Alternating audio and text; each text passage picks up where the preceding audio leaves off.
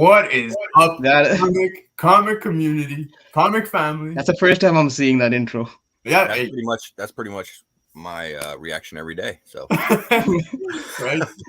I was actually gonna put the face of Hyper on the character, but I was like, nah. Wow. We'll just But guys, man, thank you so much for being here. I hope everybody had a great weekend. We have a big show, as you guys know. We have none other than David Booher on the show. We have so much to talk about with him. We were actually chatting just now before the show, and man, he's got a lot to bring to the table and show today, which I'm super pumped.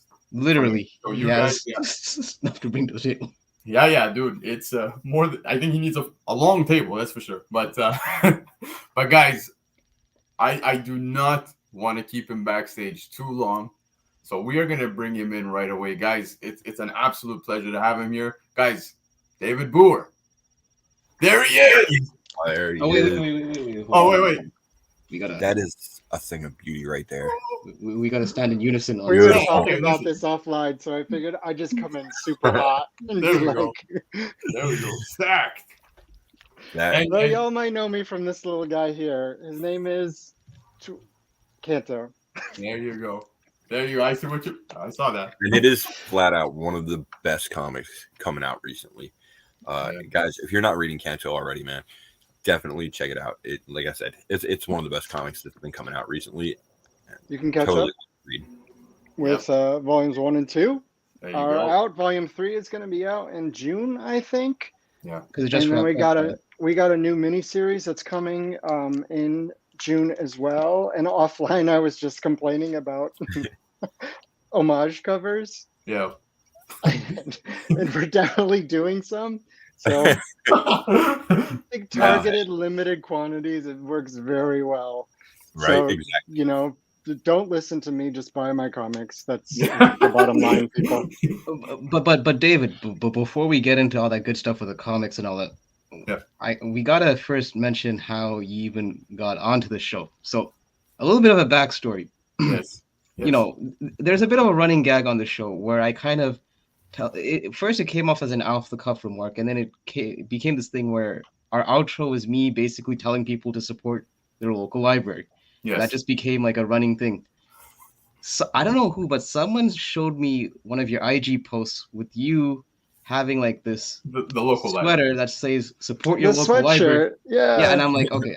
After I saw that, I'm like, okay, we got to get this guy on the show now. So that's when I like DM That's so you. funny because then we did the little bump video for last week for a teaser, and I wore the same sweatshirt. I'm like, these guys That was the same sweatshirt. gonna think I'm so clever because I have this sweatshirt. Support your local library. Little did I know, it was such old news that you probably just laughed when you saw it.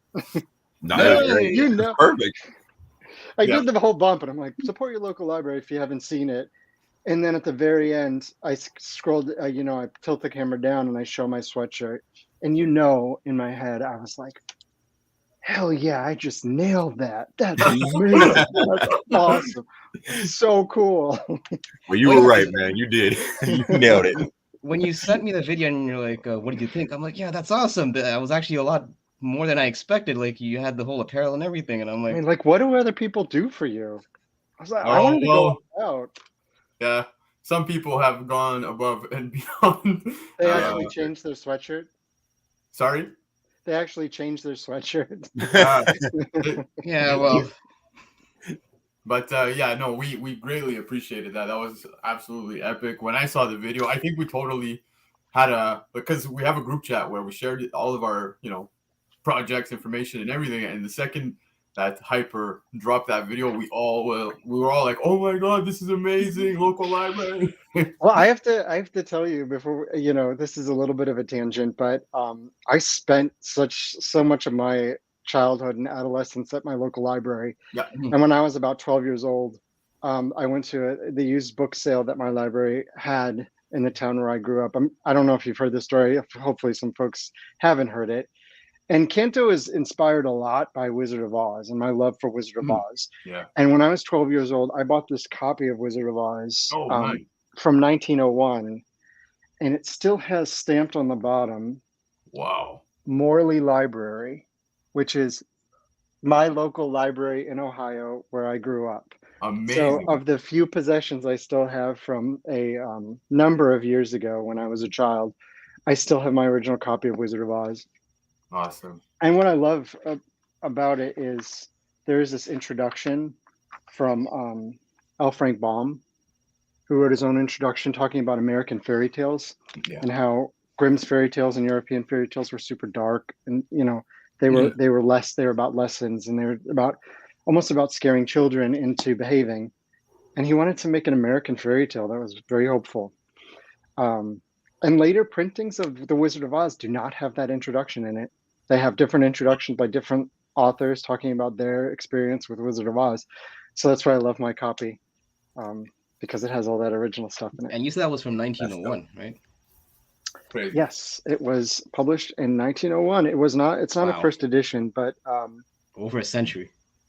Yeah, it's nuts. Yeah, it's 120. It's over 120 years old.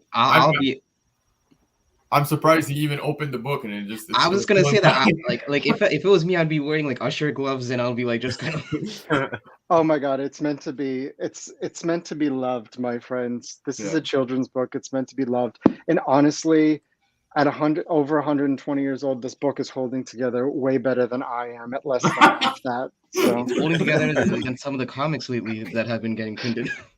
It's true. They're just like dandelions. They just fall apart in the wind. But guys, before we get into it, if you don't know by now, David Booher, creator of Kanto, there's other titles as well, Killer Queens, and Rain. Rain is one that's actually passing FOC right now as we speak. So guys, make sure if you haven't yet, issue number 5. Call up your LCS. Let them know, guys. Rain right here, issue 5. Order it. I think this cover is actually gorgeous. Nick Robles. He just killed it. He can do no wrong. I have the distinct pleasure of having done his first. I co-wrote his first book, his first comic that he ever drew, and you could tell even back then. It was 3 years ago, or 5 years ago now. He was just incredible. Yeah, no, it's absolutely gorgeous. But this is actually the finale to the miniseries, guys. Yeah. So final issue for Rain, and it just to tie it into Kanto for a second, because we'll move on, and I definitely want to speak about that. David, this is a miniseries. Now, Kanto started as 5 issues, dropped in 2019. Here we are in 2022. We had 5 other books, runs as well, come out. Did you envision it to go this far, or was it meant to end at 5 issues? We had everything mapped out, just precisely ready to go. Wow. And I'm being just a little sarcastic about that. We had didn't sense that at all. Yeah, it's a piece of cake, right? Making comics, easy. We had the challenge is you release a comic, you never know, unless you specifically want to end it, you never know if you're going to get to tell any more of that story. So you have to have this balancing act of buttoning it up in 5 or 6 issues, with the hope that if it gets renewed, you can keep going with it. Yeah. So Kanto, we had a clear vision of those first 6 issues in the first volume, but we also had a clear idea of what the story would be should we get to go on with it. Yeah. And once we got that opportunity, we had the idea. I knew this was going to be number 2, volume 2. I knew this was what we're going to do in volume 3, which ended up getting broken into 3 and 4. But I knew where we ultimately would be taking the story and sort of what the major beats were. Yeah. So after we had some success with the Kanto, the first volume, nothing really changed, to be honest with you, in that first volume once we knew that we were going to get renewed. Yeah. Since we had an idea. And I love the idea of having 6 issues kind of ending, and then picking it up and doing another story and having that sort of end, but it's going to keep going. Yeah. So that's what we did. So we have Kanto 1, 6 issues collected in the volume 1, If I Only Had a Heart. Then we did a one-shot called Kanto and the Clockwork Fairies. Yes. Then Canto 2, The Hollow Men came along. And that was 5 issues. That was all collected in a volume. And then we had City of Giants, which was a 3-issue side quest, as I like to call it. Then we just wrapped Canto 3, Lionhearted. Then in June, there's going to be a 2-issue miniseries called Canto Tales of the Unnamed Worlds, which is going to be an anthology of sorts, which is another side quest. That's a fun one. I think everybody's going to like that a lot. And then we do Canto 4, which is A Place Like Home. And that's going to be 6 issues. And that's going to wrap the big story arc for Canto. Wow. And if you're taking notes at home, the first volumes, If I Only Had a Heart, referencing the Tin Man. The second one is The Hollow Men, which is a reference to the Scarecrow. Yeah. Third one is Lionhearted, obviously, and then the fourth one is kind of Dorothy. I didn't put that together until you just kind of. Neither did I, and it's crazy because Lionhearted kind of, I don't know, it stood out to me. That run really stood out to me, but cool. You did make a reference. You said side quests, and I think we've all spoken about this on Comic Kingpins many times, including your book. But we've all said that this should be a video game as well. I really think it would be awesome. I think I saw in the chat before that somebody said it was he looks like Arthur from Ghosts and Goblins. Ghosts and Goblins, right? Yeah. And again, I just there's too many homage covers, but boy, if we could do an original NES tribute cover that looks like Ghosts and Goblins with Canto. Oh, that would be Arthur. Oh, I see an idea sparked there. But speaking of the chat, let's say hi to them very quickly. Guys, X11 Bravo, thank you for being here. Michael Baker, the one who said it. Yes, there he is. Michael Baker. Love you, man. Thank you for being here as well. Uncanny Swag is here. You got the bronze medal, man. We got Wesley's Comics in the house. Shop Comics is here as well. Tons of love coming for David Booher and the Kingpins. We got Hero. What a question mark. So Hero? Hero? It's literally my inner monologue. Right? But Comic Chic's in the house. Comic Chic, guys, I highly encourage, if you're fans of Radiant Blakk, go listen to their podcast, the Radiant Blakk podcast. It's absolutely incredible. It's a great way to stay up to date as well, aside from reading the books, which we highly encourage. TKO Collectibles, man, thank you for being here as well. Tim predicted a 7:07 kickoff. Man, was he right? He was close. He was close. I don't remember what time we started. I think it was 7:06. But Tim, you're close. Bleaker's in the house. Yo, Bleaker, thank you for being here. Man, the legend. Guy Forge is in the house, man. 1/3 of the Pressable Defects. Thank you for being here. And we've got Comic Ozzy in the house. Yo, Ozzy, did he pick up his grail? Guys, I totally missed it. I know he was on. I know he said he was on his way to pick up his grail. Yeah, on there, yeah. I got to check it after the show. I'm going to check IG to see exactly what it was. But yeah, man, I'm pumped to see that. Pacino Comics, a fellow local here as well, man. Thank you for being here. Raging Cajun, man, my LA Kings fan right there. We got Nostril Venom. Oh, yo, what's up, man? Thanks for being here, bro. Bricks is in the house, fellow Vulture. He actually made his debut on our channel, the Community Hangout channel, last week, and happened to be on stream when we announced that David Booher was going to be here, man. So what a moment, man. But thanks for crowd just erupts and applause and just accolades. And just keep it coming. It was exactly that. Exactly that. But yeah, man. So like I was saying, video game is definitely something we've spoken about many times, but I believe there's further projects for Kanto as well, if I'm not mistaken. Movie? Yeah, there's a movie. Yeah. There will be a movie. So It's currently in development for an animated film. So it's always a process. So we're in the midst of it right now. Yeah, but I'm excited. I get to write it. I get to write the screenplay, and Drew and I are going to executive produce. So it's going to look like Kanto. It's going to feel like Kanto. It's everything that you love about the comic that's going to be in moving pictures. Well, that makes me even more excited to see it when it comes out, knowing that you're actually going to be writing it. Yeah, exactly. I know usually what happens is I think these properties tend to get like handed off to somebody else to go ahead and write the movie or whatever. And sometimes you don't get the same feel or the same vibe, The artistic vision, Yeah. So. Yeah, that's something that I really, really fight for because my background is also in screenwriting as well as comics. Right. And so I've been fighting on every single project to stay attached. And, fortunately, you get to a point where they actually start taking you a little more seriously. So they're not just patting you on the head going, yeah, the adults will take care of it from here. Yeah. So, but that's the way to keep the creative vision intact. I mean, you got to have somebody who understands that comics is different from TV, which is different from films. Yeah.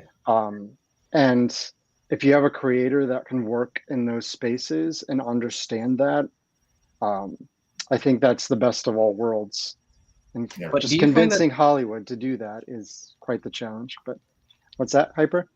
Sorry, but do you find that just because of the whole comic medium, because it has like that very storyboard-esque kind of format to it, it lends itself to being more easily adapted into like a screenplay? I really hesitate to say storyboards because if your comic looks like storyboards, then I don't think you're doing it quite right. Okay. Because comics is its own thing, and when you embrace that, I've got projects that are going from comics to TV and film, and I've got projects that are going from TV and film to comics, and they don't look the same. It's not the same story because what you can do in 5 issues of a comic is not the same thing that you can do in a season of TV or in a feature. So I think what's helpful is one, everybody developing projects in Hollywood want underlying IP, and it doesn't have to be successful, but if you can carry a physical product into the room and go, I got this cool new story. It's called The Wizard of Oz. You probably have never heard of it, but it's a book. They love that. And the second thing is they love to see pictures. If you're going to pitch animation, I could say, oh yeah, he's a little Clockwork Knight. He's about 3 feet tall and he's a little Clockwork Knight in search of a heart. And I can pitch the whole thing and they're like, okay, that's cool. But then if you put the picture up and go, this is him, then their imagination starts to go with what I'm telling them. Yeah. It's a bit more tangible than that. Exactly. Yeah. It's crazy. Did you ever imagine that Kanto would blow up to the way it did right now? If you even look in the secondary market, like these comics demand a pretty penny, and it's incredible to see. Yeah, totally. From the beginning, we're like, yeah, of course this is going to be a runaway hit, right?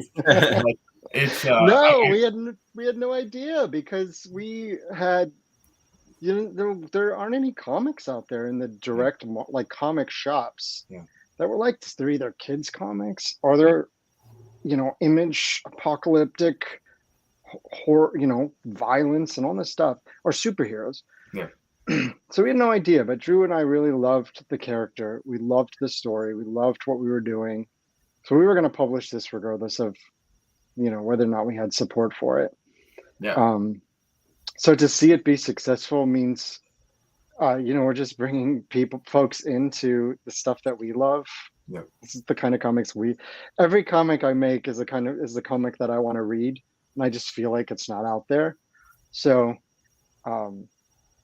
so we 100% knew right from the start that we were going to be massive successes.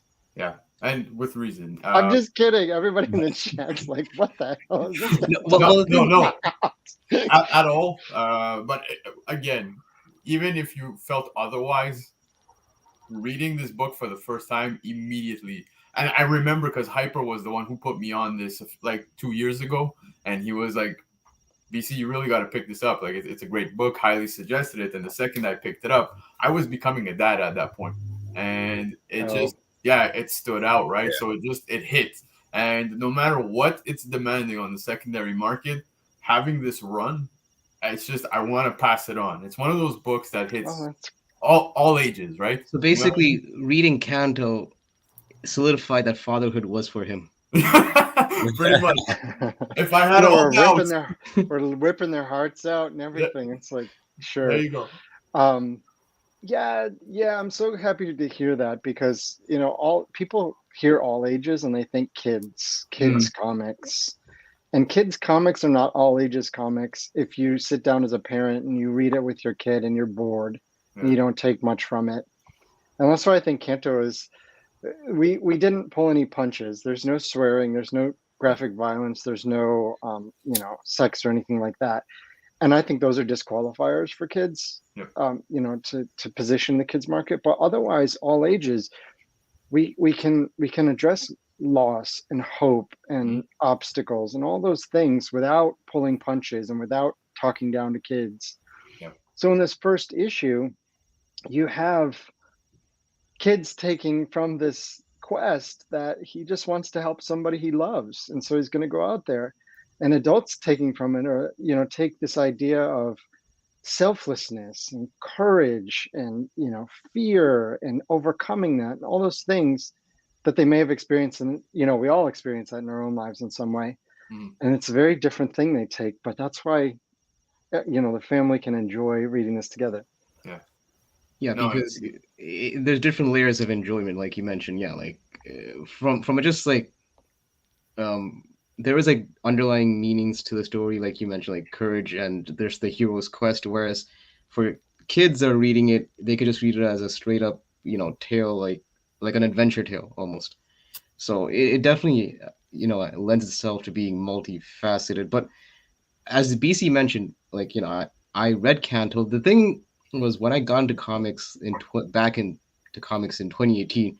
I was just reading like the big two publishers for the most part, Marvel and DC. I didn't really dabble into indies as much, more so just because I wasn't really familiar with that space to begin with. So, but then I was hearing a bit of, I forgot which YouTube channel, but they were talking about Canto. So I took a copy from the shop. Luckily, they actually still had it on shelves by the time I went. I read it, and it's refreshing. And to your point, just because it's all ages doesn't mean that it's almost like kids brought down to like a child's level. It's still enjoyable, for any age. And I think it's just a nice change of pace, like you mentioned. When you're reading some of these more mainstream comics, they do tend to lean on some of the violence and the sex and all that. And it's almost like I would say this is almost like a bit of a palate cleanser to some degree. Not that like I still like my other comics as well, but it's almost like it's to a point you kind of read the same stuff over and over again. This was like a nice change of pace. Oh yeah, man. Just picking up comics and just going, I've seen this story 50 times in the last 2 years. And it's not 50 issues of one story. It's just the same kind of story just over and over again. It's like we need comics that excite you, not just another, this is sci-fi dystopia for the 5th time this week. But it's funny you say that, because we do shows Sunday nights with our friend Newbie, then we have our own show on Mondays, and then Tuesdays we're back on Newbie's channel where we speak about current comics, what's going on story wise, and it's insane how majority of these major characters that are household names, the stories are so redundant. It's like you almost feel like they need to put an end to certain characters. So it's the truth. Especially like I'm bitter about where Spider-Man's going. That's all I'm gonna say. but yeah, so it's refreshing within the indie scene, and really within the pandemic. Once there was a halt with production, books were not being released. Us as collectors and readers, we were looking for the next thing, and a lot of the books we were finding was mostly secondary market. And then we had time to go back to read books we never read before, and Kanto being one of them, at least for myself, given it came out around, like we said, 2019 exactly. So it was something different, and within the pandemic is really where I explored the indie scene. I don't know if others can relate as well within the chat or watching this live replay, whatever it may be. But it was just something totally refreshing. And I remember after Hyper suggested it to me and I read it, I thanked him. I was like, man, this is something totally, different and something I could have appreciated. So that was awesome. Well, I thank you both. There you go. But speaking of which, Rain. Now, where did this come from? Rain. Now we know you were inspired. The sky, dude. It came from the sky. Come on. Yeah, that's where rain come from. That's such a dad joke. I appreciate it. Perfect for BC. Pacino Comics asks a question. Yeah. Yeah, so Rain is in fact based on a Joe Hill novella that I have my handy dandy bookshelf right behind me, and boom, another visual aid. So you can see this is my work copy of Rain, the novella. So this is not from the library. Yeah. My previous life, I was an attorney. I don't know if you know that. Yeah. I practiced all the way up till last year. But tabbing and highlighting of this story is definitely my attorney side coming out. But it was based on a novella in this 2017 collection from Joe Hill called Strange Weather. Yeah. And I read the story and I absolutely adored it. I just thought it was so great. And I thought it's so visual, and it's as a novella, it just felt very complete as a story with some great characters and great compelling plot. So I decided I wanted to adapt it to comics. Yeah. And I had been working at IDW with Kanto, where Joe was doing Lock and Key. Mm-hmm. So I ended up talking to, got connected to Joe and Chris Ryle, who used to be at IDW, who's the editor of Syzygy Publishing, which is the imprint that he has at Image. And we ended up being able to make everything align for Joe to be excited about me. Fun fact, Joe read Kanto, and that's what gave him the assurance that I would really try to do my best to adapt the story from him. And so he said, yeah, let's do it. And Chris found Zoe Thorogood in she's in London, I think, over the pond. Mm-hmm. And I had read The Impending Blindness of Billy Scott, and so had Chris, which is Zoe's first book. We both just were blown away. Yeah. And then she drew Rain, and it was so wonderful to see it all come together, because it was like alchemy. It's like, we're doing a love story set during the apocalypse, Zoe. Yeah. So, good luck with trying to balance the shiny, happy hope of it all with, carnage. Yeah. Well, somehow she managed to do it. So it was just fun to see it all come together. So, I've been reading Rain, and it's almost like, I guess it speaks almost to the versatility of you as a writer, because you're reading Kanto, and that's like a completely different scenario. Like we mentioned, all ages. And then I'm reading Rain, and I'm like, wait, is this the same guy that's writing this? It's like, hold on. There's Killer Queens. Yeah. And then there's Killer Queens. Yeah.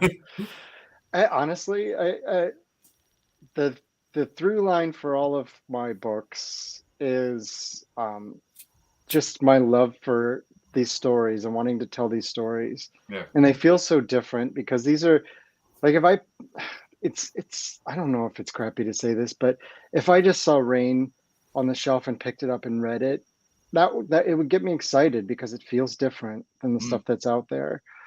Killer Queens is different. That we went way out on a limb to try something fun and exciting, and really different. And it just all feels different. So it's about passion for telling these stories. So the next thing that's going to come out is kind of a little Rain. It's kind of a little Kanto. It's like a coming of age, Stand By Me type story. But it's something I really, really, really want to tell. I feel such passion for telling it. So it all feels very different, but it all comes from a place of just sheer passion. And there are some parallels, because Kanto obviously is like, there's a journey involved, and same with Rain. What's the character's name again? Honeysuckle, yes. She has her own quest that she's going on in the 5 issues of the series. So I guess I didn't even think about that. That's really interesting. Oh, okay. I thought that was actually one of those threads that you were kind of... Maybe it is, like, subconsciously, because Joe's story, it follows, we've changed some things for the comic, but it basically follows Joe's story, which is, it's a road story. It's just her walking across through Denver to, find Yolanda's father.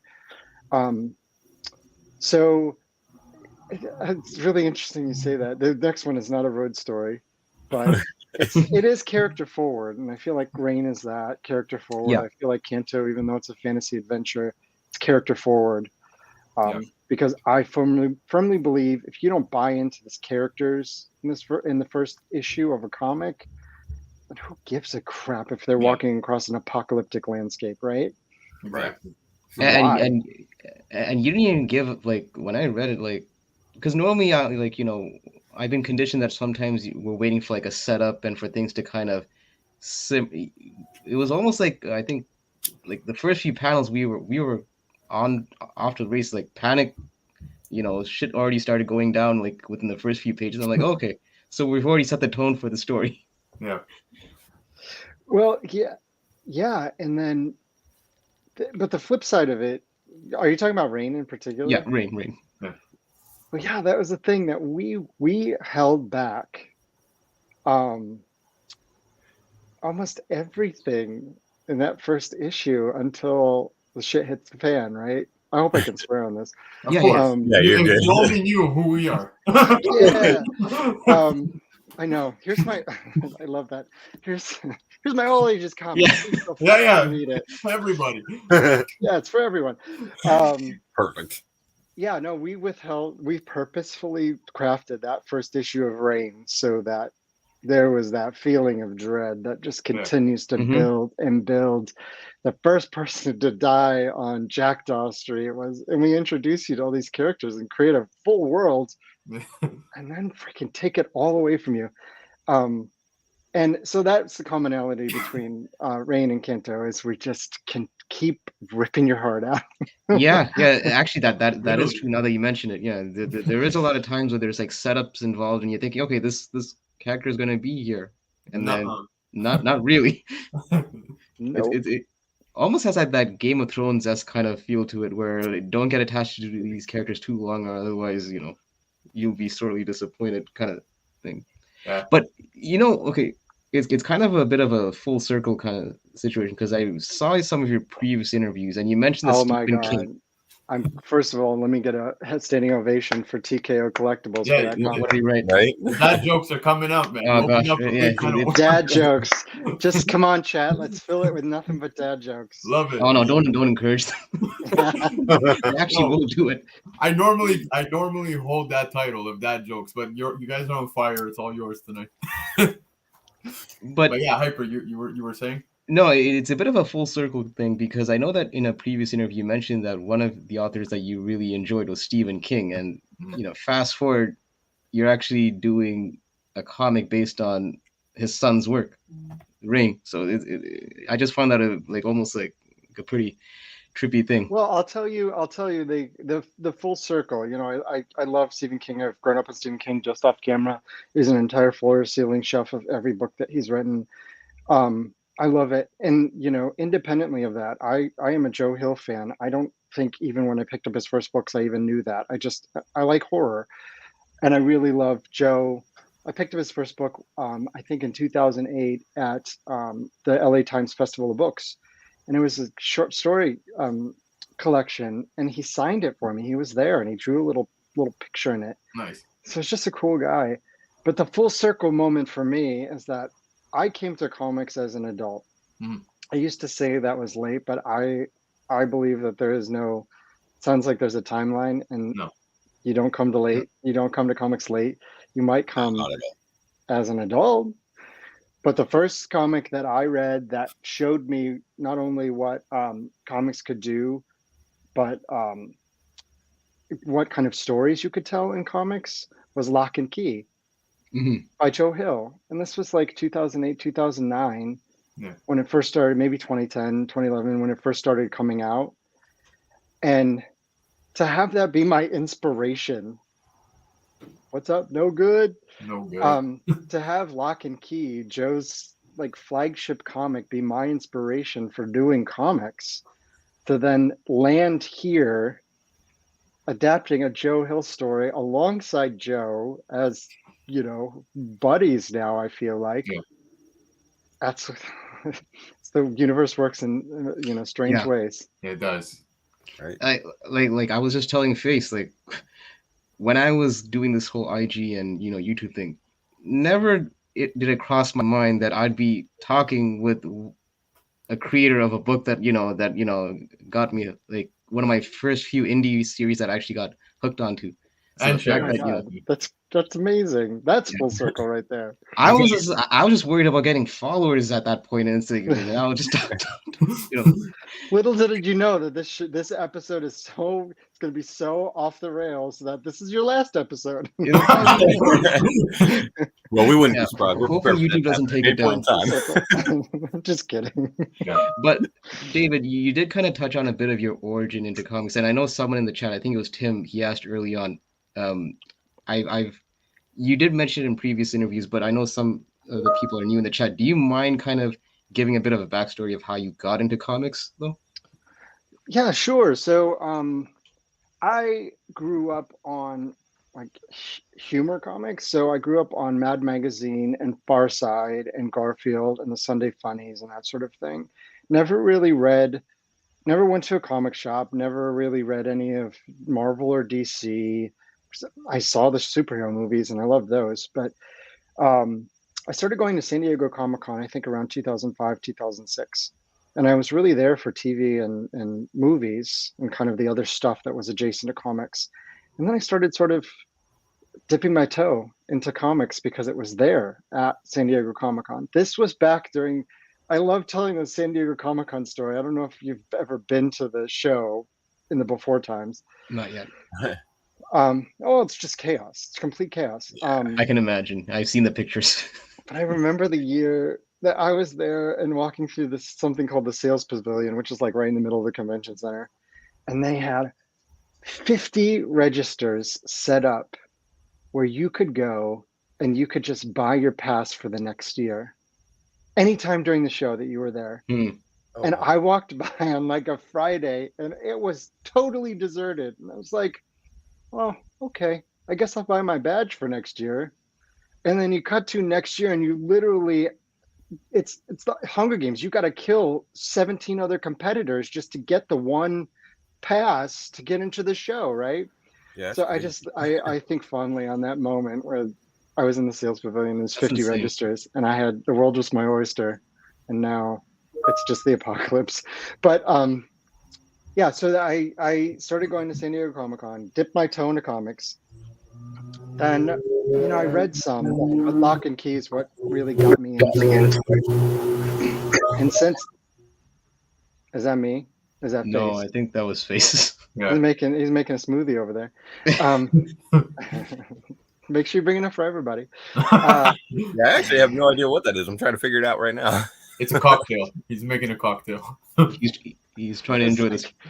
It was like the music at the Oscars. I guess it was going on too long. No. That was not. We didn't even have those queued up. It isn't me. I was just on mute and it went off. I'm kidding. Yeah, and so at the same time, I was also writing. I was starting to write. I wrote some novels that were just terrible, and then I started writing screenplays, which were a little less terrible, but still pretty terrible. Yeah. But you just got to keep going. You got to keep doing it. I took some screenwriting classes, and then I think I had cut to like 2015, 2016. I pitched an idea to what became Vault Comics. I have two books. I had two books published through Vault Comics, and still just trying to make my way. And that's when Drew and I hooked up on Canto. So he sent me a character sketch, and he's like, I sketched this little guy. It was very similar to what ended up being. He's like, I sketched this little character, and he had an idea for a story, and it was much darker. And so I said, all ages comics, like the kids comics market is really hot. It's getting hot. And this was like 2016, I think. And I said, so what if we pushed it in a different direction?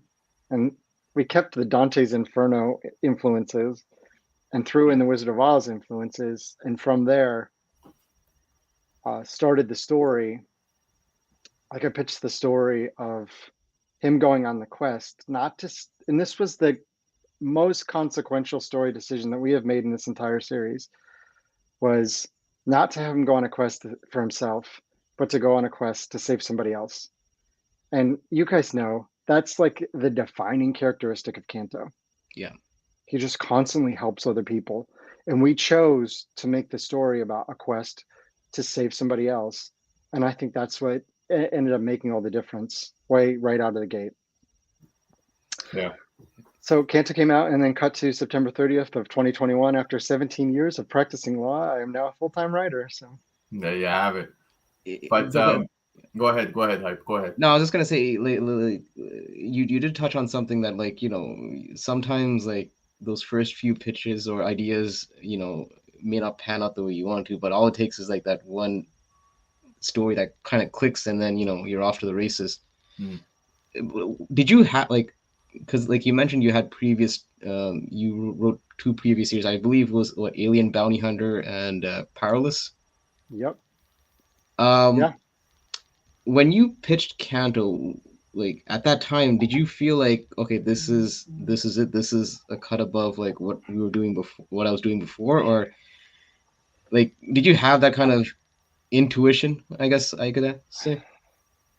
What I would say is my intuition was about this particular project, and about how much I would love reading this story if I was just pulling it off the shelf. Okay. So it wasn't connected to whether or not I thought I would be successful or would be the next step in my career. Because at the time, I just the only decisions I was making was whether or not I could find a good collaborator in Drew, but also whether or not I was going to be able to make something that I wanted to see. Because it was it was a risk. There was nothing out there, and we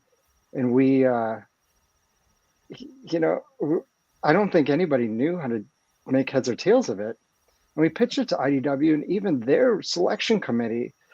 I love to tell the story that I think such an important thing as a creator in the comics industry is to network, and to get, but not even network, just to be friendly. Yep. Get to be friends with people. Get to hang out with editors. And your first conversation with the editor shouldn't be you shouldn't be discussing a project you want to do with them. Yeah. Your first conversation should be, let's nerd out. Let's nerd out. Let's talk about comics. Let's talk about the industry. Let's talk about stuff. And so I went to a lot of conventions, just started meeting people. And one person I met is Ben Bishop, who is amazing artist. If you don't know him, he's an amazing TMNT artist. He's in Last Ronin, and he's just blown up. But we were all cutting our teeth together, and he worked at IDW on some things. I was like, hey, who's your editor at IDW? And he told me. And I was like, great, okay. All this work networking, I can take Kanto, and I can just hand deliver it to an editor at IDW. That's amazing. This is how I want to make comics. But wait, there's more. I sent it over to him, and I was like, Ben gave us your name, and we're really big fans of Ben, and we have this comic that we would love to pitch to IDW. He was really nice, and he said, okay, great. Send it to me, and I'll send it over to the committee, the selection committee. And I was like, well, God damn it. I wanted an editor, like a specific editor, to like look at it and be able to go, here, we should publish this. Instead, he's like, oh, here's the faceless, the panel of judgment. And it's going to go right into the stack with everybody else's. And you know that on the other side of this, there is a wood chipper, and 99% of those projects go in as pitches and they come out as confetti. So I was like, oh, let's just work. And we're with everybody else. And by some, I don't know, stroke of luck, they saw something in it. And even they sort of shrugged. They're like, we think this is cool. We don't know how it's going to go in the market, but let's give it a shot. And we're like, yeah, let's give it a shot. And there you go. They're like, I probably shouldn't even say this, but they're like, yeah, we'll take the movie rights if you want, but you can keep them. We could talk later. And I'm like, we'll talk later. Okay, so movie rights are already, okay, I wasn't even aware that was already in the initial discussion. I thought that would have come afterwards. Wow. Oh no, publishers take the movie rights and TV rights. Yeah, right out of the gate. It's very unusual. Okay. And Ozzy touches on a point that I was going to say as well. Networking it's key in anything and everything you do. And I'm happy that you shed some light on that, simply because, we talk amongst ourselves sometimes. We have, like you've seen even some people in the chat here. You want to talk off the rails? I'm telling you, you are on one of the shows where we go completely off the fucking rails. But there's still time. There's still time. That being said, and we will get into our regular segments as well, and we're going to do some trade center scenarios where we put up books where we would see which book you would take in a situation where it's, trade center debate, if you want this one or that one. But we'll get to all of that. But amongst ourselves, we speak, and sometimes we come up with crazy ideas of, maybe that could be a comic. So it's cool to see, a different perspective. Now, that is a suggestion that you brought to the table. Networking is definitely key. But we'll take Kanto as an example. When you put pen to paper, like, what was the start that really, like, all right, here, this is the idea I'm jotting down, and let's see where this goes. How did you get to that point to just bring Kanto to life? Yeah, Drew came in with the character sketch, and it was something that had been rattling around in his head.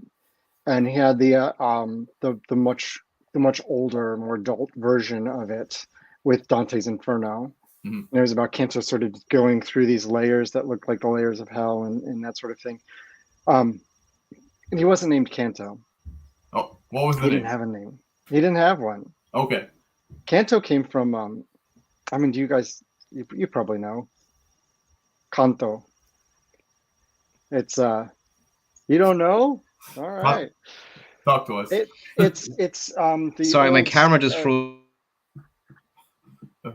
It's okay. It's okay. It's a good. It looks. I kind of missed. But yes, continue. There you go. I think. Yeah. Oh, there you are. Yeah, it's the Dante's Divine Comedy is divided into verses that are called cantos. Hmm. So that's where it ended up. So that's where it came from. It's just like part of a story, part of a larger story. Mm. So yeah, he had the idea, and then as soon as, like, within milliseconds of this hitting my inbox, I was like, well, I don't know who this character is, and I don't know what his story is, but we are going to tell it. Just because I thought it was so great. Yeah. And that's sort of, it's spun out from there. And again, it's that first choice that we made about, we started talking about the hearts and the clocks, and then sort of using the Tin Man from the Wizard of Oz as inspiration, and then the quest to save somebody else. And once we landed on that, it's like you can do all kinds of fun shit with it. Oh yeah, for sure. And it's interesting because the design of Kanto, I absolutely love it, and it's just one of those that, like, it stands out to you the second you see the character. You can recognize it. You know what I mean? Yeah, exactly. And we know you've got way more covers and books out there. Yeah, we know. We know. Guys, he constantly watches me. He's like, "Why aren't you writing?" Shut up. But yeah, it's one of those that you recognize. Speaking of covers, like I told you, for issue 1, I have the first, the second, the third. There's another print that also exists, exactly the 4th one. Yeah. So this the app Whatnot did a exclusive 4th printing of Kanto, which looks like this cover, but it's blue. Yeah. Mm-hmm. In the background. We never had gotten a reprint after the 3rd print. The first print was like 6,500 copies. The second print was, I think, 1 to 2,000, and the 3rd print was like 1 to 2,000. So you're talking less than 10,000 copies out there of this first issue. And, it's definitely a double-edged sword, because you launch a new book and it looks really cool that everybody's like buying up copies, and, this collectors are all over it and grabbing stacks off the shelf. That's awesome, and it creates buzz, but it doesn't bring in new readers because they can't find the first issue. Right.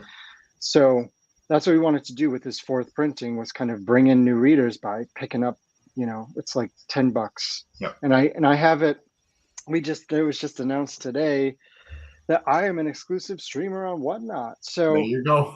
I'm going to have every series that comes out from me is going to have a Whatnot exclusive that's going to be available through me on my stream, plus, maybe some other streamers, but that's the place to get it.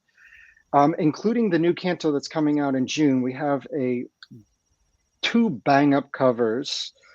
One that I'll give you I'm not going to tell you what the one is, but I'll tell you the other one is, we're doing a Pride, LGBTQ plus Pride cover for June, since it's coming out in June. That's something that's important to me. And, millions of other people. Hopefully. Yes, for sure. But, we're doing that. And those are going to be a CGC 9.8. Yeah, I know. I just listed it. No, I'm just kidding. He's not lying, guys. Check this. We'll see. Oh, you want me to do it? Yeah. Just do it. Anyway, to put a button on, you can follow me on Whatnot at David Booher. I'm going to have those 4th printings. There's 3 variants. There's the trade dress variant that has the title on it. Yeah. Then there's the I like to call it the naked cover, which is it's the virgin cover, but that just it's the clean cover. And then there's this black and white sketch cover that's just Drew's line art for this cover. Nice. It's gorgeous. But I just got it. When you do end up on Whatnot, and I don't know if you already created your account, but do send it over to us, because we'll put it in the description of this video so everybody can just find it when they come back to this video, and obviously we'll let everybody know as well. Yeah. I can send you a link, and if you are on Whatnot, you got to create an account. It's kind of like eBay, but you just search the @ symbol David Booher. Yep. Just one word, and that's me. If you want Invincibles, the Whatnot Invincibles cover, if you want Punisher, Ghost Rider, as an exclusive streamer, I will be able to offer some of those up. So follow me. Yeah. Come along, come for Kanto, and stay for all the other cool shit. There you go. But speaking of cool shit, here we go, guys. He was showing us this. Yeah. Oh my God, it's so heavy. I can barely even lift it up. Michael Baker, listen to this, buddy. You ready? Michael Baker, you sitting down? Me so jealous. So I'm gonna see if I can do this as a Vanilla thing. I just got a CGC package literally today. Yeah. So I am going to show it off. Let me see if I can get these up here. Barely hold all of those together. I know, right? I don't even know where I'm gonna put them. We got 1 9.8. We got 2 9.8. So of the 6,000 print run, 2,000 went to David. There you go. Oh my God, I wish. We got the Kanto and the Clockwork Fairies. What is that? The San Diego Comic-Con exclusive variant in 9.8. Yep. We got the New York Comic-Con exclusive of the 3rd print of issue 1. We got one of those. Yep. And then we got a second one of those. I'm just worried this is all going to fall on top of my dog. Who's very patiently. And then I got a Peach Momoko. Someone brought up a good point in the chat. There's no signature series. I mean, you are the creator. What's going on, you are the creator. There is. It 100% weirds me out to sign my own book, my own stuff, send it in, get it slabbed, and so I can be like, look how exclusive I am. I've signed my own comic book. You know, it's weird to me. So I like the clean. And I was telling you guys, I was telling everybody before we went live. Yeah.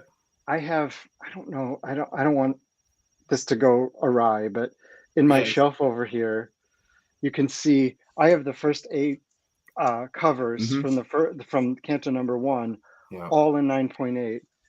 And the one that I got in today was the last one. I had 7, so I had an empty stand in this shelf. And as a completist, it just destroyed me. Every time I looked at it, I was like, oh, where is my last one? And I got it. And I got it. Yeah. So I'm sure you would have had some pull by saying I created the comic. It's like no, right. But hey, it's CGC. Yeah. Who is this guy? You know what's and then funny? They're like, no, all pre-screened out, rejected. But David, Sorry, go ahead, BC. I was gonna say what's funny is normally on our episodes we show off what we found or picked up within the week with comics, but David, I think you blew it out of the water. We'll never be able to compete this year. I got to bring up this one though. So you did show the Peach Momoko cover. So if I remember correctly, I know that there was You're gonna go there. Yeah. Oh, okay. So you know which one I'm talking about. So go ahead.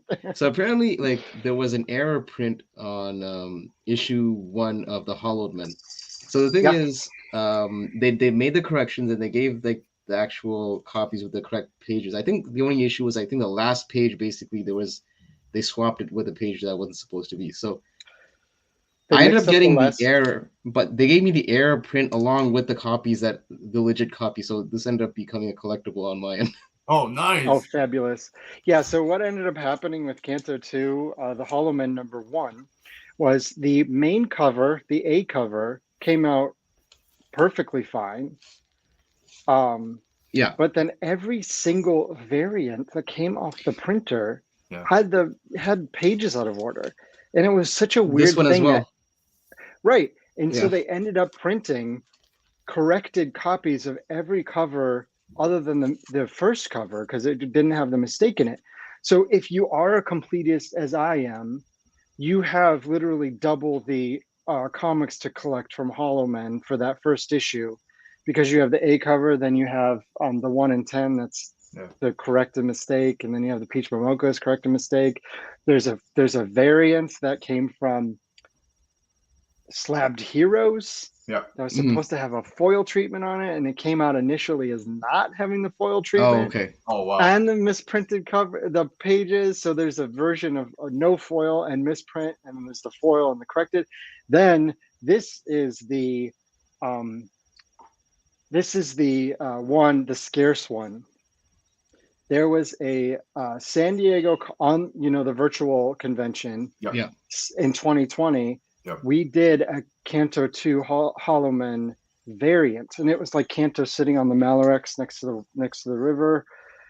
Just cute, fun cover. That one was misprinted as well. Oh man, it's sold out. I couldn't grab it before. Except they didn't offer the misprint. Oh, they reprinted it, and so the only one that was offered to the public was the corrected version, except the comps that were sent out. So I think there's only 10 copies of that one that exist, or 20 copies, and Drew has 10 and I have 10. Okay, okay. There you go. Isn't that wild? But so it's gonna be on eBay for $1,000. I was just gonna say, will this be on Whatnot? Yeah, because the thing is, ever since Volume 1, I made sure to at my LCS that I got all the ratios. BC, you should know, because I basically cornered the ratios for one of my LCSs for Kanto. So, like you said. I know that issue 1 had a 1 in 10 and 1 in 25, and both, and I'm a TMNT fan, so I had to get this 1 in 10 for sure. So, just like you said, this had an error print. So the way our shop does it is, once they get the corrected version, they'll take back the error print so that you exchange one. I'm like, well, no, I'll keep the error print. I'll just pay extra for the corrected. Might as well. So now I have the error and the corrected of the ratios. Okay. Yeah, but I have two. I wish I could show you. I have two, in my office has 2 spinner racks. Wow. And they all have Kanto, and I think it's going to work out that we'll have covers to fill the 2 spinner racks. That's amazing. But Michael Baker, I would love to have a giveaway, but it's not going to be this one, buddy. Sorry. So just want to move on to. Hold on. That's brilliant. Yeah, exactly. So speaking of covers, like you were saying, the Whatnot. So those are going to be available on Whatnot, so people can just follow you there and pick up the 4th print as well. I know I will. 4th print is the only one I'm missing, so I'm super pumped now that I have the opportunity to get it.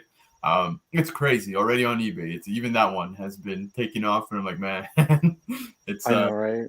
Yeah, but hey, now we finally know David Booher is going to be on Whatnot, which is huge news, man. I'm excited about that. Yeah, and I've been doing streams up till now, and this is the big sort of exclusive announcement. Drew is exclusive on Whatnot as well, and so he's going to have He does a lot of remarks on Kanto. So if you want a little Kanto head sketch, I've been asked to do remarks, and they're just, I'm like, people, you do not want that. You do not want that. And they're just like, here, please. It's a one of a kind then at that point, right? Yeah. I mean, they keep pressuring me into doing it. So all I literally do is I look at the head that Drew has, drawn, and I literally try my best to just figure that out. It looks terrible. People love it. No, but you know what? It is a testament to Drew's art, because it just occurred to me, like, he has no mouth, he has no nose. Basically, he's emoting just from his eyes. Yep. And so, like, to get that kind of characterization, you kind of have to be spot on, because otherwise it could kind of fall flat if it's not done right. So I thought that was actually pretty neat, that just it's all darkness, and then you just see the two eyes basically telling the story. Yeah, it's all in the eyes, and the way that Drew has been able to do that throughout the story is amazing. And I think we built him with a personality that is so eager and wide-eyed in the world that you can see, you know what his lines are, and you can see it in his face, and it just all has come together to define a character who is like the Mandalorian, right? And Pretty Boba much. Fett, and Darth Vader. It's just all helmet, but you clearly know what the character is. So you mentioned though that after the 2-issue mini in the summer, the final arc is coming in the fall. Is there a chance that we could get an extension on this Kanto, or is it pretty much that's it? There is a really good chance that we're gonna. What's that, Face? That's the important question right there. Are we gonna get more Kanto? Nah, we'll just shut down the cash machine, right? I'm just kidding. The tens of dollars that we make in comics, the ones of dollars. Yeah, so so there's going to be 5 volumes of Kanto, 1, 2, 3, and 4, and then we're going to collect City of Giants in this 2-issue miniseries into a volume. And so that's our macro story. So that's our 9 episodes of Star Wars, right? I think there is going to be an opportunity after that to do our the Disney Plus TV show extension of Star Wars, in the Kantoverse, where we pick up doing something else. And I think it would be cool to do an ongoing series, like start again at 1, issue 1, and just tell a story that's kind of like Bone, where you just keep going and going and going. You're just out there adventuring. He's got a goal, but it's like a lofty one. So I think we could do that.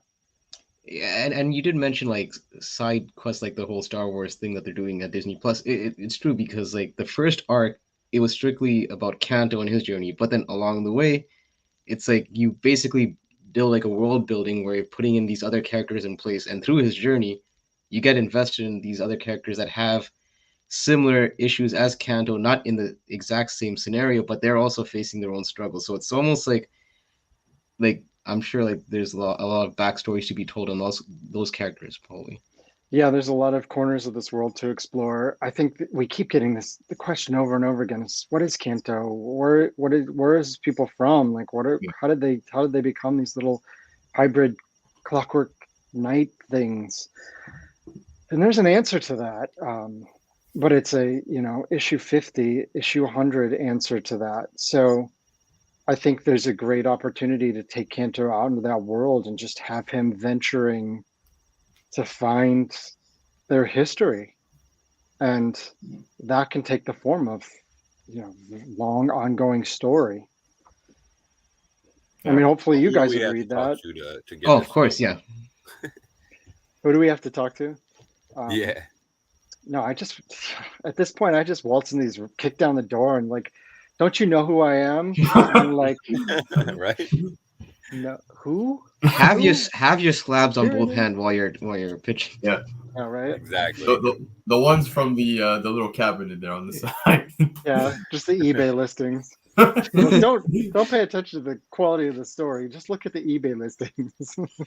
Yeah. But it's a testament though, because normally you hear about comics that kind of take off. Usually, for the most part, it's because like there's some kind of film or something attached to it. Kanto was one of those things that was a success, and it was flying off the shelves, and it was like let's address the elephant in the room. The secondary market really took advantage of like those issue ones, and there was at the time there was no media confirmation involved. It was just basically purely on the story. Exactly. So that's kind of what I like about comics, where the story can basically drive its success, and it doesn't have to necessarily be involved in just whether or not it's actually going to be a film or not. So I thought it's a testament to the storytelling. It was a lot of fun during that time for all sorts of reasons, but particularly to watch the speculators like grab 10 copies of this off the shelf, and then the same people read it and they go, oh, it's actually good, right? Their surprise face. Yeah, it's actually good. Yeah. Like, what kind of comics market are we all operating in when you're like shocked that a book that is speculated on is actually good? Good, yeah. And so I think that's what kept it.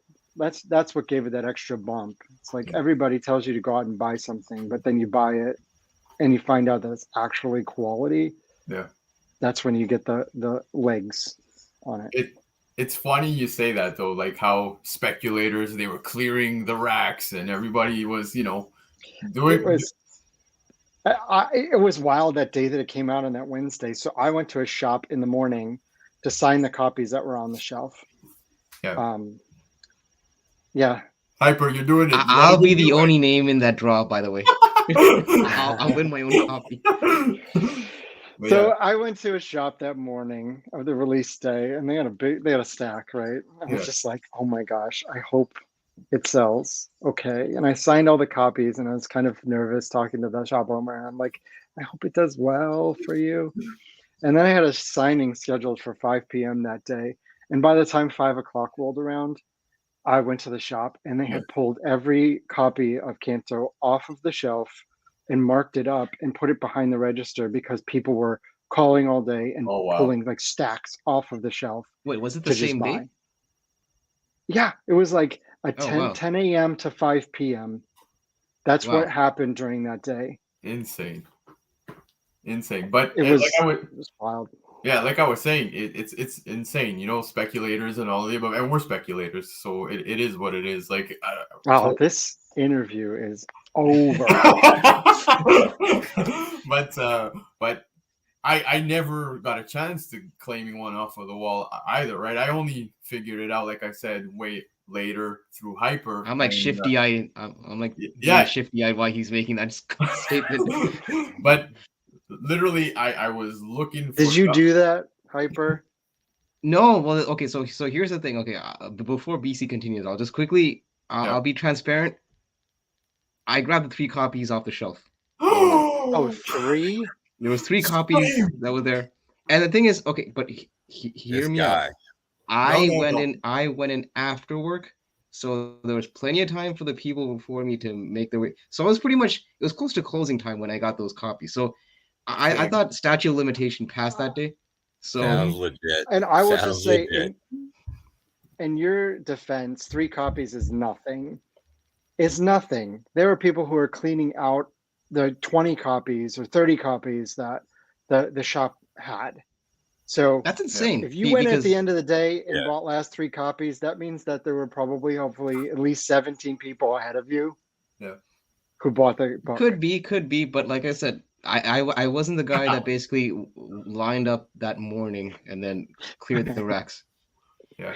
No. Like, just destroyed in the chat. I love it because they know that I like Popeyes, but I never mix the 2 together. No, you don't like it. You fucking love it. But so David, like I was saying, it's insane how it was completely nowhere to be found. It was a ghost out in the wild, and I shit you not, by chance, this is after Hyper recommended it to me. I read it digitally, and then I finally come across a copy raw in the wild for $1. This is after it exploded. I was going to say, somebody had just told me that they pulled it out of the $1 bin. Was that you? Did you message me? Oh, could be. I have no idea. Very recently, somebody was like, no, "Oh yeah, I it just wasn't found me then. That was not me. I found a Canto 1 first print in the dollar bin." I was Like, wow. you better check the rest of that dollar bin because who knows what else is in there. I did. And listen, full transparency, just for the chat, I still have my 3 copies. Hyper, I it's haven't okay. I haven't sold any of my copies. I have the 3 copies, so none of them have been sold. We're okay. We're still friends. So this does confirm. I feel like I'm behind the stands now. Look, I bought these all off the shelf. Yo. So those weren't even comps. No, I'm just kidding. Those are my comps. Yeah, I was just gonna say, like, amazing. I swear to God, we will never be able to compete with him on his hunts. But these are all going to eventually make their way to Whatnot, because I have my like personal stash, and then I don't need to have like 20 copies of issue number 1 on 3 CGC 9.8s. This is all for to bring it to Whatnot and offer these up. And you know, if you hit it right, it could be that you could get one of these for not very expensive. Yeah. True. So this confirms David speculated, guys. I'm just letting you know. I bet on myself. Not speculation. I bet on myself. Always. But like I said earlier, we will drop the link, and if you haven't already, you said it's at David Booher, one word, on Whatnot. So guys, go check it out. He's going to be selling some stuff very shortly. I have a stream scheduled on Wednesday at 5:30 p.m. Pacific, 8:30 p.m. Eastern. Quebec is on Eastern time, correct? Yep. Eastern. So I expect nothing less than all of you to be there. We will be there. We can buy from Whatnot, but as I mentioned to you backstage, we're not allowed to sell on Whatnot. Yeah, we got shafted, guys. We're going to get you there. We will. But David, so speaking comics, selling comics, are there any other comics that you like? You know, maybe some DC titles? Nothing? I don't read comics. Come on. I have been going, as I said, I came to comics and as an adult, so sort of revisiting all of those amazing comics that formed what we know the comics are today. So I have been going back and reading Sandman. So I'm making my way through Sandman. Wow. Lock and Key. There's been some new Lock and Key that just came out. Yeah. I just want to address Uni X. Dude, David confirmed that there is movie talks. So it's been optioned for a movie. There you go. So it's going to be an animated film. Booyah. But okay, so Sandman. Wait.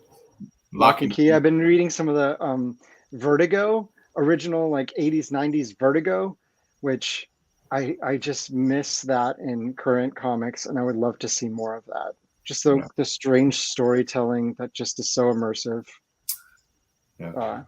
I don't read Marvel and DC, which is terrible because no editors will ever. Well, no, but no editor is ever gonna, come knocking on my door to write for DC or Marvel. It's like, you don't read it. Yeah. But maybe that's like probably the best take. You know nothing about the character's backstory, and then you're basically gonna have your own little spin on it. I put it out in the universe. I want to write a out of continuity or in the multiverse somewhere, a Nightcrawler story. Nice. Maxi series that's like set in the 40s, and it's kind of noir, and he's a detective, and it's about religion and being an outsider and fitting in while solving the murder that has happened in this small town.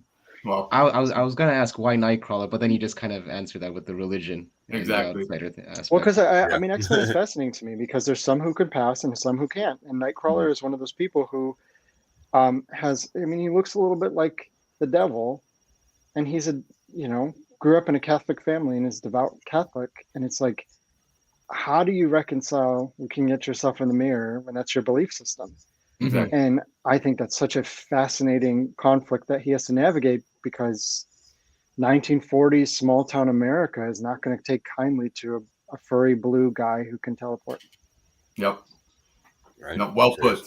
Yeah. But guys, it's funny that David mentions such titles. In fact, guys, do you think it's time to go to the next segment, or? I'm terrified. For sure. Don't be terrified. I was waiting for David's response, but okay. But David, yes, it's time, chat. You guys know what it is. David, I'm ready. I don't know what's coming, but here we are. David, just know this: your Kanto #1s are at stake.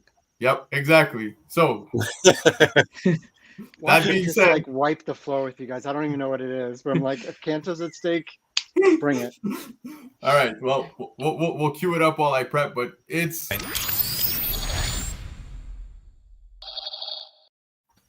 Trade Center time, baby. And it's so Canadian, right? Trade Center, the way we even spell it. But there's a Canadian way of spelling center. Yep. David, just so you're aware, like I said, Trade Center is basically where we put up books in a trade scenario. So example, you'll have a book in your possession, trading for the opposite book. Would you do it? Why not? And then we break it down. So that being said, we put together just one scenario themed around you. And yeah. Is this like is this a binding contract? No, it's not a binding contract. I'll be honest with you, based off of what you've shown us today, I think it's going to be an easy answer, to be honest. But okay.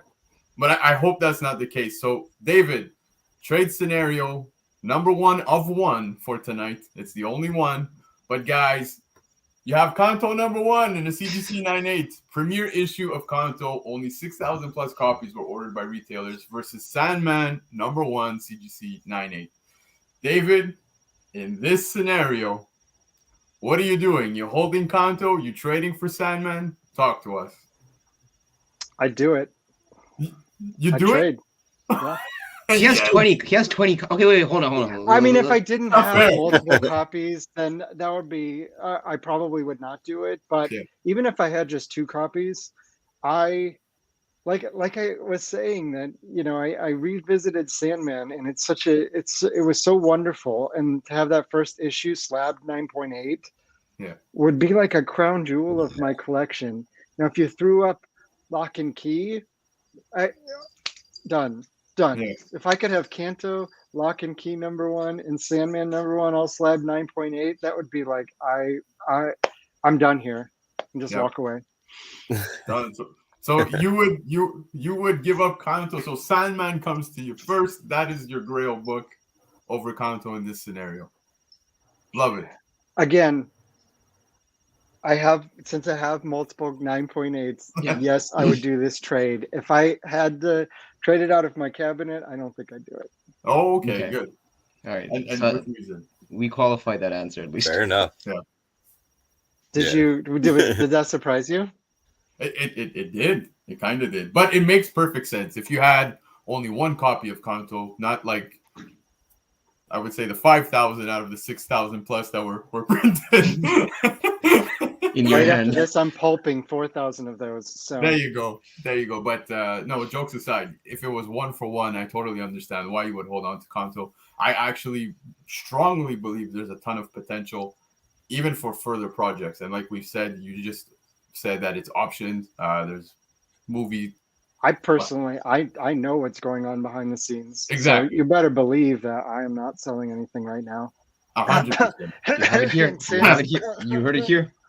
Yep. Up to CGC you go, but 100%. And I've said it before, and I'll say it again. We said it earlier. I really, really want you to push as hard as you can, make it a video game. I really think there's tons of possibility there. But yeah, Cuphead. Kanto Cuphead. There you go. Oh yeah, Cuphead is brutally hard though. It looks cartoony, but that I don't know if you played it, but that's I know, but I love the style of it. I probably would never play the game. Just like let everybody suffer through it. But look how pretty it is. Yeah, it's like I just summed up all of comics. I just summed up all of comics. Pretty much. Exactly. Like I wouldn't read it, but look how pretty it is. Yeah, you have to suffer through it, but look how pretty it is. Yeah, this book sucks, but look at that. This is why we have pictures. The state of comics today. what are you doing in this situation? And don't play favoritism. I want to hear the truth. I was just gonna say I'm not gonna trade it when the creator's on our panel. Come on, this is the whole point. You're all monsters. No. But okay. So, truthfully, even if David wasn't here among us, I would still keep the Kanto only because look, I didn't actually. I'm like probably one of the few that hasn't read Sandman yet or the Sandman storyline, so it's almost like by default I'm picking Kanto. But I shouldn't say by default because that makes it sound like Kanto won because out of technicality. I still love Kanto issue 1, and that's one of those things like I said, I have 3 copies and I've held on to them. So there's that. Well, and if you are looking purely from a investment standpoint, on the one side, Sandman #1 in 9.8, the show is coming to Netflix, and it could be a runaway hit. And who knows how many 9.8s are out there. Mm-hmm. But on the downside of it, I don't know what the print run was, but my guess is a Neil Gaiman #1 of Sandman was printed a lot. There were a lot of them. Yeah. So of course over time they disappear, but Kanto #1 and a 9.8, it came off the press. 80% of them had spine creases, so you have to have it pressed out for most likely to get that 9.8. And on the census, there's only 140 in 9.8 out of a 6,400 print run. Nuts. So there's rarity there. So if you want to take the gamble that it's going to make that movie and it's going to take off and we're going to get the video game and the merchandise and everything, then maybe Kanto's the bet. Well, David, I also mentioned to you, I think backstage, how those 3 copies of Kanto, I had them pressed, as you mentioned that they had those creases. I had them pressed, sent all them for a pre-screen 9.8 at CGC. All of them got rejected. I think my mistake was I sent them in the same batch. I was told never send the same book in the same batch because you likely get the same result. Yeah. The presser that basically pressed my books, he had the same imperfection, and he had the same result after pressing his book. His book actually came back at 9.8, so it's a bit of a luck of the draw almost. Well, I did. To be totally transparent, I had a bunch pressed and I sent a bunch in, and I got 3 back as 9.8. So it's hard to. Yeah. There is a YouTube tutorial on how to press out the quote unquote Kanto crease. Oh, really? Did you know that? Oh yeah, I think I had seen this one, man. Hype. I think this is something we had seen over a year ago. No. Really? I didn't even know there was. I didn't even know it existed. Michael Baker in the chat says that according to Go Collect, there are 974 Blue Label 9.8 Sandmans. So you're looking at 20%? That's a pretty less than 20% of Kanto 9.8s than Sandman 9.8s. Still, that's low for #1. Guys, I feel like we are an influence tonight because I'm seeing messages within a group chat that Hyper and I are in, and people are sharing eBay listings of Kanto 1 to 6, asking, "Hey, should we grab this? It's pressable." It's actually Pacino who's in the chat here tonight. Hey!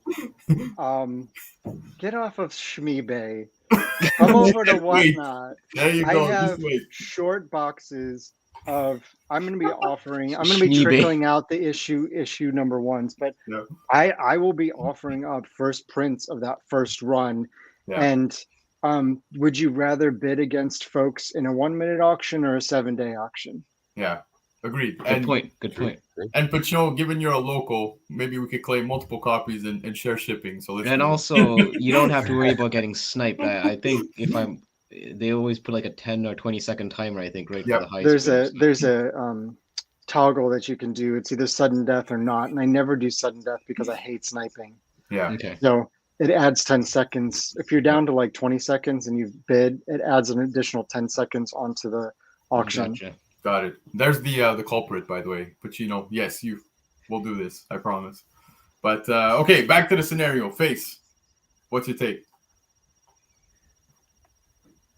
He left. Okay, so I guess this is probably going to hit me the hardest. Because, the thing is, it's actually pretty easy if you take personal opinion out of it.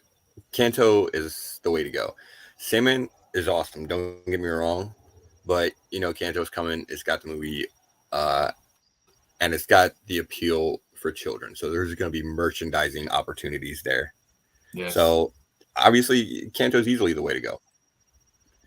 You factor in personal opinion to it, and obviously that gets a little harder because I want both of them so bad. So there you go. But honestly, yeah, I would have to lean towards Kanto because it's got the lower print run. It's harder to find in that 9.8 condition than Sandman, to be honest. And I would look for both. So yeah, I'm leaning toward Kanto for both those reasons. And I agree, man. Some Kanto merch would be awesome, man. I totally rock some t-shirts, but yeah, bro, it's coming. I'm telling you, watch. Yeah, but I can't. Kanto cosplay. I almost got a slip there. I will neither confirm nor deny the expansive merchandising plans that may or may not be discussed at the moment. There you go. Well, was that vague enough? That was definitely vague enough. Just enough for people to kind of go with their own thoughts. Yes. Everybody's like running to eBay right now. But hold on. This is exactly what I would love to see right here. You ready? Boom. We have been just running, like pushing this so hard. And so I can tell you the reality of it on the ground is Funko has really focused in on like TV and film properties and other like major franchises. So to come in as a newish property without a tie-in, it's been a really hard sell. They're asking for like enormous print runs, and they're not really letting us cut it into. It doesn't make sense to make 35,000 Funko Pops of Kanto. It just doesn't. That's the market reality right now. And if you can divide it up into exclusives, different paint variants, I would love to see a regular Kanto Funko Pop, and then I would love to see the gold, just straight up shiny gold, shiny silver, shiny ruby, shiny emerald, just Kanto, but just no detail. That would be cool as hell. But you can't cut those up into enough pieces to make it make sense in the market at this point. So when the movie comes, we'll have a Funko Pop in every house. Yeah, man, that's gonna be awesome. And it's crazy because within the cinemas here, the ones that Hyper and I go to locally, you can walk into the cinema, and when you're going to concession stands, you want to go buy yourself some popcorns. They're actually selling Funkos and action figures and stuff like that too, which is Funko popcorn. Funko popcorn. Look at you. Look at you. I feel like you thought of these ideas already. And it's full of popcorn, but once you finish it and get down in there's a Funko that's like in the bucket.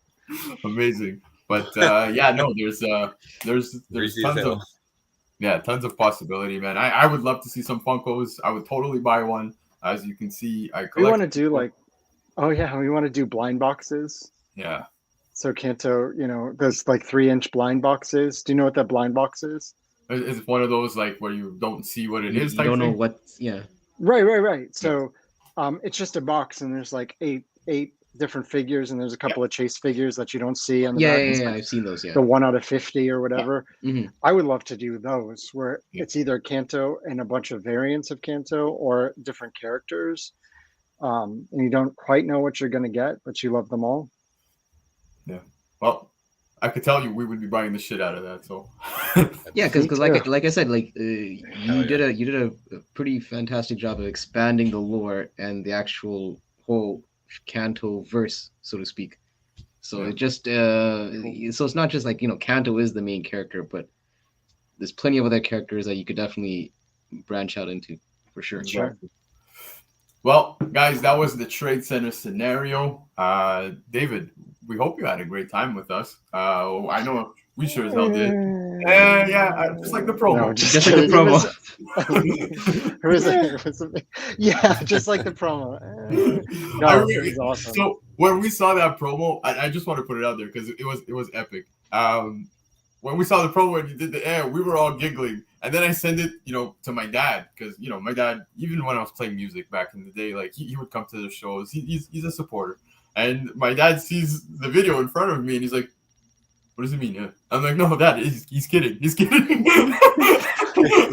Hyper, you set me up for that. You told me. Yeah, because I told David, listen, feel free to make fun of us. I mean, we're all about that. So yeah. Yeah. But no, that was awesome, and we can't thank you enough for that. That was probably highlight so far this year for us. It was awesome. Like I said, it's just one of those surreal things. Like, 3 years ago, I got back into 2018. So 4 years ago, sorry, I got back into the hobby. So to fast forward and to think that I'd be actually talking to not just like a creator of an actual series that I actually thoroughly enjoyed, it's a pretty surreal thing. Oh, yep. It's been such a fun day. So thanks for having me on. It's a pleasure. But guys, before we go, a few things we do want to say. Like I said earlier, we will drop it within the description of this video. But David Booher is on Whatnot. Can't stress it enough. Go check it out. Live show is this Wednesday, you said, at 5:30 p.m. PST, 8:30 p.m. EST. There you go. And so go check that out. As for our channel, guys, the drive to 500, man, we're almost there subscriber-wise. So do subscribe at 500 subscribers, just like the 250 subscriber show, which was wild. Tons of stuff being given away. So do come hang out, let everybody know, subscribe to the channel because we have tons of stuff to give to you guys. Retrospect, one of our shows, it's moved to Monday, May 2nd. So that will be next week. We're going to be highlighting going back in time, hopping into the DeLorean, and just visiting years prior and seeing how books panned out, man. So that's that for that. And guys, that's the show. David, anything you want to say before we sign it out? I think it's only fitting. Someone in the chat brought this up. It's only fitting that you do it this time.